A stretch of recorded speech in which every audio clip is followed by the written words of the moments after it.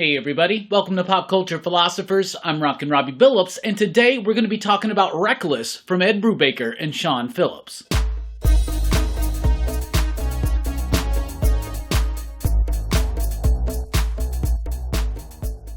That's right, everybody. Thanks for checking out the video. I am Rockin Robbie Billups, and today for Robbie's Reads, we're going to be talking about Reckless from Image Comics, written by Ed Brubaker with artwork by Sean Phillips, coloring by Jacob Phillips. Who's the letterer?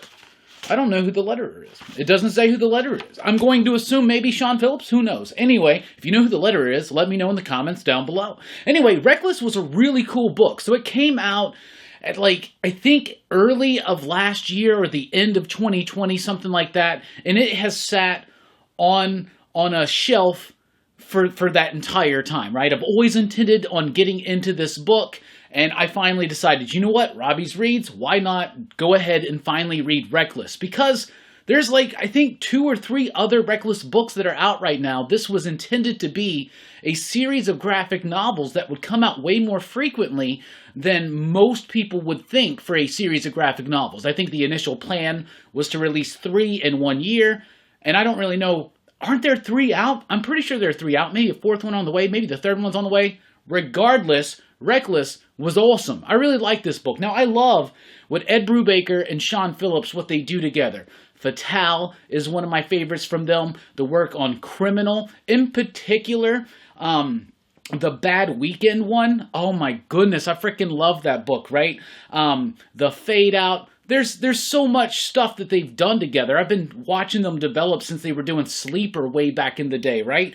But Reckless is them really reaching their peak. I mean, everything they do together just is super solid, right? You can tell that Ed Brubaker has this love for crime fiction, for pulp stories, for film noir, things like that. And this comes across in his books through the story. They are all very narration-driven, hard-boiled a little bit, but they never really delve into cliche. There are techniques, there are aspects of the structure of these stories, but they are filled with rich characters that supersede any kind of common tropey type thing that you would get into. Because usually when you're writing books like this, and you yourself are a fan of the genre, it can lead into almost a caricature.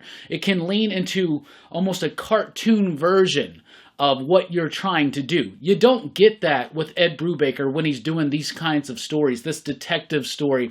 So Reckless is about this dude named Ethan Reckless, and he's a former FBI agent who was undercover, and he was undercover with this hippie, terrorist, revolutionary, anti-war group or something like that. This story picks up years later. His life is completely different.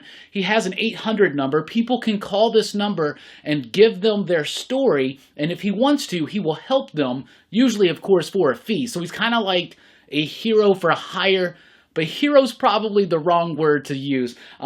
His office is an old abandoned movie theater. He doesn't play movies there for other people, just for himself. He's got an assistant. You're instantly introduced to these characters, their world, and you're engaged, enthralled, enamored with every single bit of it, right?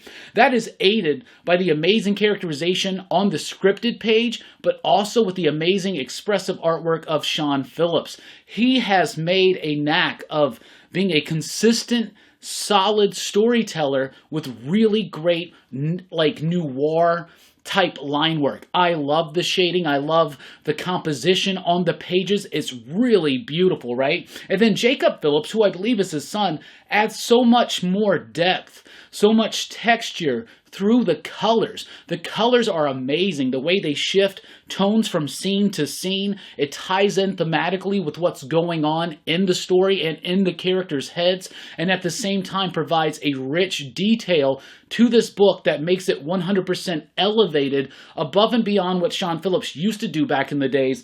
His son coloring him has really elevated that game up. So the artwork is striking. It is beautiful. It's a wonderful hardcover book. It was $24.99. It took me probably 30-40 minutes to read, but it was enveloping the whole time. I never felt bored. I never looked at my phone. It was just engaging all the way through. And even though it does have chapter breaks, I just wanted to keep on going, and that was something absolutely fantastic. You see that in a lot of Ed Brubaker and Sean Phillips' work, and it continues in with Reckless. A really great story and a great mystery, because the past comes back to haunt him, and the way it all turns out is pretty strong, pretty entertaining, and it's trying to say something about a certain time in the world. The story is mostly set in 1981, the year that gave us Rockin Robbie, but it's interesting to see a world, as Ed Brubaker, I think in the afterword mentions it, a world that's felt a little bit more simple and understandable, but still doomed, right? Really great stuff. Reckless, the original graphic novel. I'm going to give this 4.5 out of 5 you digs. What do you think about Reckless? Let me know in the comments below. What do you think about Brubaker and Phillips when they're working together? What are your favorites? Let us know in the comments below. Let's keep that conversation going. Thank you so much for checking out the video. Be sure to like, share, and subscribe. And join us over at patreon.com/PCP if you want to help support the channel. I've been Rockin Robbie Billups. Thanks for rocking with us. Keep on reading. Station. Pop, pop, boom.